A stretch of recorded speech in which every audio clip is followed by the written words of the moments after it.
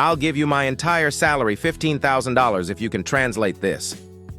The millionaire businesswoman threw the documents in the air, laughing with contempt. Her employees burst into laughter, but she didn't know, she had no idea, that she was mocking the only person capable of saving her from losing 15 million euros.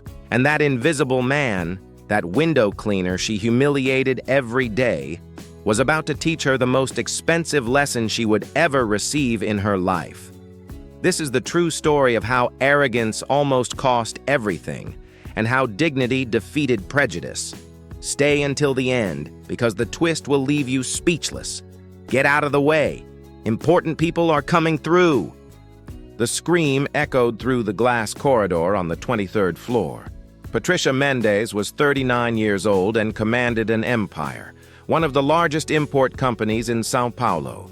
She wore Louboutin heels, a Hermès bag, and that air of superiority of someone who never had to sweat to get anything in life. And there, huddled against the glass wall he himself had cleaned that morning, was Ricardo Santos, 43 years old. Worn uniform from the outsourced company, calloused hands, tired look. But what Patricia didn't know, what no one in that office imagined, was that this invisible man kept a secret, a past, a story she would never bother to ask about. "Sorry, ma'am," Ricardo murmured, lowering his head and walking away with his cleaning cart. Patricia didn't even look back. To her, he was just another inconvenient obstacle in the way. It was a Tuesday in March. She was especially irritated because she had lost $1 million contract the week before. And when Patricia Mendez was irritated, God help whoever crossed her path. "Mariana," she shouted to her secretary, throwing her $12,000 bag on the desk. "How many times do I have to say that these cleaning people shouldn't be in the way when I'm arriving?" Mariana, 35 years old, had worked there for 8 years. She knew that explosive temperament well. "Ms. Patricia, he was just doing his job." "Job? Taking up my space is a job now?" "These people don't understand hierarchy, Mariana. They think they can move around as if they were equals." Outside, Ricardo heard every word. Every word. 2 years. He had been working in that building for 2 years. 2 years being invisible, 2 years hearing comments, 2 years swallowing humiliations. But he observed, he listened, and he kept every contempt, every disgusted look, every time he was treated as if he were less. The day was going normally, Patricia yelling at suppliers, employees walking on eggshells not to irritate her, Ricardo cleaning windows on the 23rd floor practically invisible, until at 2:37 p.m. everything changed. A thick envelope, international stamp, addressed to Patricia Mendez.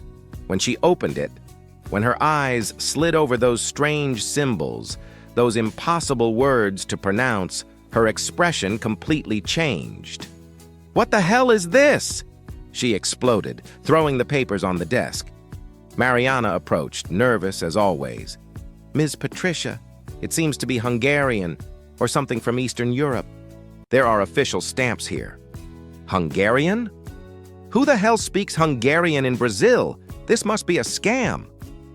But when Mariana pointed to numbers that looked like values in euros and a date marked for today, Patricia realized it could be serious. "Then get a translator, now!" And the despair began. Call after call, company after company. No one had translators available for rare languages. Hours passed.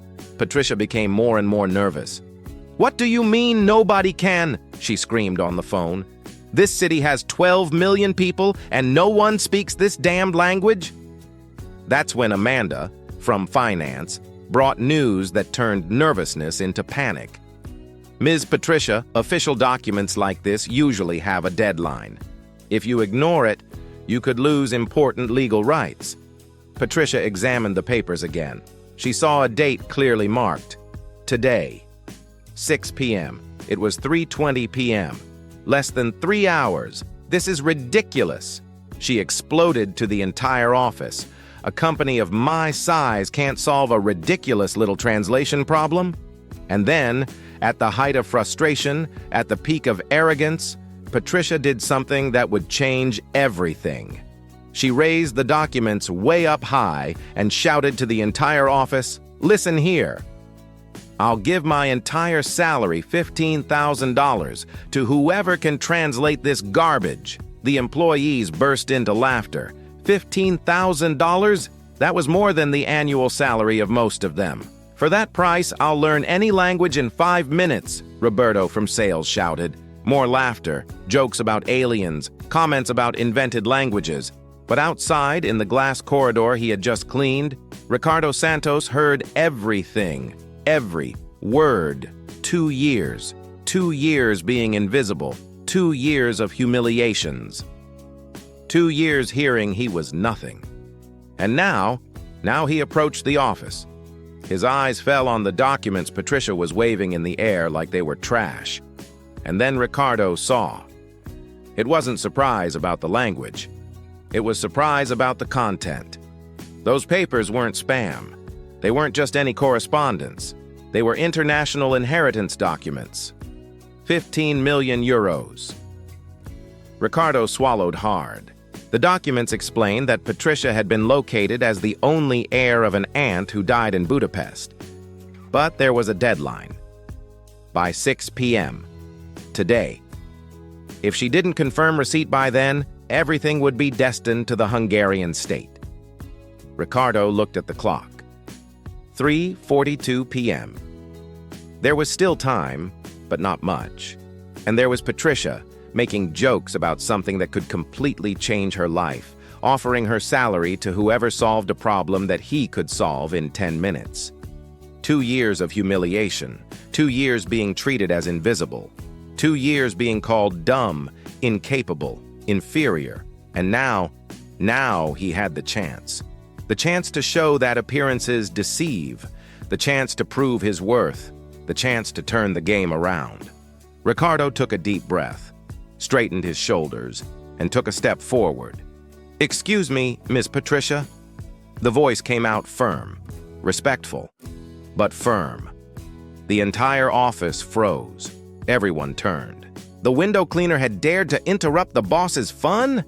"You what?" Patricia stared at him as if she had seen a talking dog. "I said I can translate the documents for you, ma'am. I know the language." The laughter that exploded was even louder than before. Employees laughed until tears came. They banged on tables. Some doubled over laughing. The window cleaner wanting to translate documents that not even professionals could handle.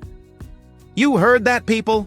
The cleaner here is a polyglot." How wonderful. So you're going to make me win 15 million euros translating Hungarian papers, right? She didn't know, she didn't imagine that she had gotten both the language and the amount right. But Ricardo knew, and he was ready. "Look at this," Patricia continued, wiping tears from laughing so hard. The guy who can't even clean windows properly wants to solve a problem that not even a professional translator could handle. More laughter, more applause, more cruel jokes. "Miss Patricia, I'm not joking. I can really translate." There was something in his posture, in his voice, in his confidence. Something that didn't match the image everyone had of a simple window cleaner. Patricia stopped laughing for a few seconds. "Okay, since you insist on embarrassing yourself, I'll give you this chance. But when you can't do it, I want you to apologize to everyone here for wasting our time." She extended the documents with disdain. "Go ahead, genius. Show us how it's done." Ricardo took the papers, carefully, as if he were holding something very valuable. And when his eyes met the text, something completely changed in his expression. It was as if he had come back to life, as if a part of him, dormant for years, had finally awakened. Kedves Patricia Mendes Urno. The entire office froze. Everyone stopped laughing. Instantly. It was impossible to fake that perfect pronunciation, that natural fluency. You're really reading this?" "Yes, ma'am. It says, 'Dear Ms. Patricia Mendes, we are writing to inform you about the inheritance left by your paternal aunt. Esther Mendez, who passed away in Budapest on February 15th of this year. Patricia's jaw literally dropped. She had an aunt in Hungary? She had no idea. But even more shocking, infinitely more shocking, was hearing this man she despised speaking perfectly, a language she didn't even know existed. Continue. Ricardo continued, word by word, sentence by sentence, with a fluency that left everyone speechless. Your Aunt Esther left an inheritance valued at 15 million euros. Million. Euros? The number echoed through the room like thunder. Patricia had to lean on the desk to avoid falling. It was enough money to triple her company, to guarantee the future of 3 generations. How? How much did you say? 15 million euros, ma'am, including properties in Budapest and bank accounts. But there's a condition. Ricardo turned the page. You need to confirm receipt by 6 p.m. today and send the signed documents by midnight. If you don't meet the deadline, the inheritance will be destined to the Hungarian state. Patricia looked at the clock. 4:10 p.m. Less than 2 hours to confirm. Less than 6 hours to send everything. How? How do you know Hungarian? Ricardo carefully folded the documents, looked into her eyes, and said something no one expected. I was a language professor at the University of Sao Paulo, Ms. Patricia, specialist in Eastern European languages. I worked there for 18 years. The office fell completely silent. It was no longer laughter. It was pure, absolute shock. That man they saw every day, cleaning windows, emptying trash cans, being invisible, had been a university professor. You were a professor. What? What happened? Ricardo sighed. He didn't like talking about it, but he realized he needed to be taken seriously. I lost my job 2 years ago. I reported a corruption scheme at the university. Professors selling diplomas, falsifying transcripts, taking bribes. I was fired for causing institutional instability. And then? Amanda asked, now with genuine respect. Then I was blacklisted. Nobody wanted to hire someone who had reported colleagues. My wife was sick. My son needed medical treatment. I took the first job that appeared. Ricardo's story hit like a bomb. Employees who minutes before were laughing at him now looked at him with a mixture of respect and shame. It was impossible to imagine, impossible to conceive, that this quiet man who cleaned their windows every day had been a respected professor. You're sure about the translation? I am, ma'am. I can translate every word, every comma. I can also help with the response that needs to be sent. I also speak German, French, Italian, and Russian. I have a master's degree in legal translation. I worked as an official translator at the Hungarian consulate for 10 years. Each revelation was like a slap in Patricia's face, a slap in the face of everyone there. This man they treated like trash had training that most of them wouldn't even dream of having. But Patricia's arrogance hadn't completely died. Even so, how will I know you're not making this up? If you're not lying about the amount? And then Ricardo did something no one expected. Ricardo took out his old cell phone, that worn-out device with a cracked screen, and called a number he knew by heart. Hello, Hungarian consulate? This is Ricardo Silva, former official translator. Could you confirm the authenticity of some documents for me? He gave the header information. He spoke in Hungarian for a few minutes, with a fluency that left everyone mesmerized. And then he hung up. Confirmed. The documents are authentic. They were sent by the law firm Kovacs and Associates from Budapest. The inheritance is real. The silence in the office was deafening. Patricia felt as if the ground was opening up beneath her feet. Not only was the inheritance real, but the man she despised was the only person there capable of saving her. How much do you want to do the complete translation? Ricardo looked directly into her eyes. Patricia swallowed hard. It was an enormous amount, but compared to 15 million euros, it was almost nothing. Okay, I accept. But everything has to be ready by 6 p.m. It will be. But I'll need a computer, internet, and for no one to bother me. Ricardo was taken to the conference room. For the first time in 2 years, he felt truly useful again. His fingers flew across the keyboard, translating not just words, but capturing every legal nuance that an ordinary translator would miss. While working, he thought about everything he had been through. 2 years of humiliation, 2 years being invisible, 2 years hearing he was nothing. And now, ironically, he was the one saving the woman who despised him most. Outside, Patricia paced nervously, looking at the conference room every 5 minutes.